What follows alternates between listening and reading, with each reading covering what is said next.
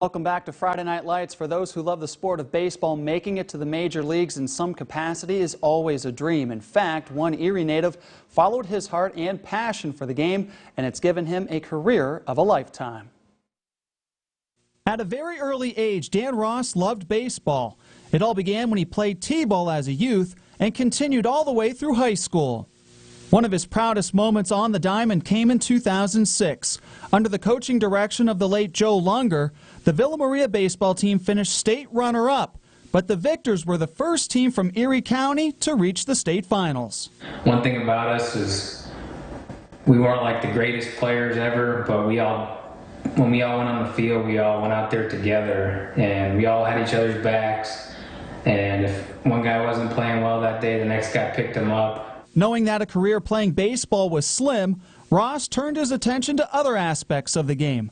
The Gannon graduate earned a sports management and marketing degree and got his foot in the door with the Erie Seawolves as a clubhouse manager. Getting to know the rovers and field staff and front office executives with the Tigers as they came through to watch the future of the Detroit Tigers.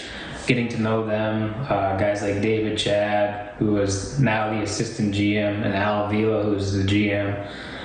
Getting to know those guys helped me in the long run. After 2 seasons with the Seawolves, Ross joined the Detroit Tigers in 2012, and a year later was named assistant manager in the visiting clubhouse.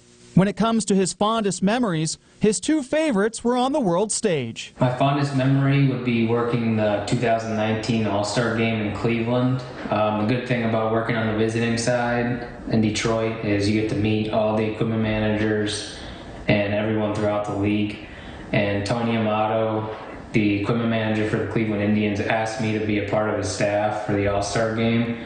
And I was truly honored. It was a dream come true. Another one of my fondest memories would be working the 2017 World Baseball Classic with Team Venezuela. I served as their equipment manager, and Omar Vizquel was the manager at the time.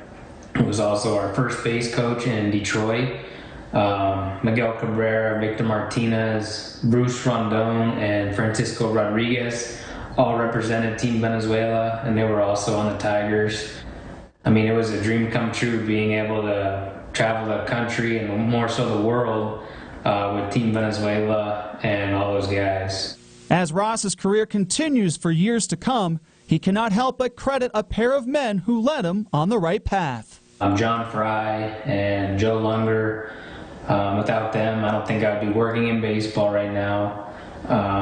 They kind of paved the way for me and helped me get my foot in the door with the Erie Seawolves, which eventually led to the Tigers. Without those 2 guys, none of this would be possible.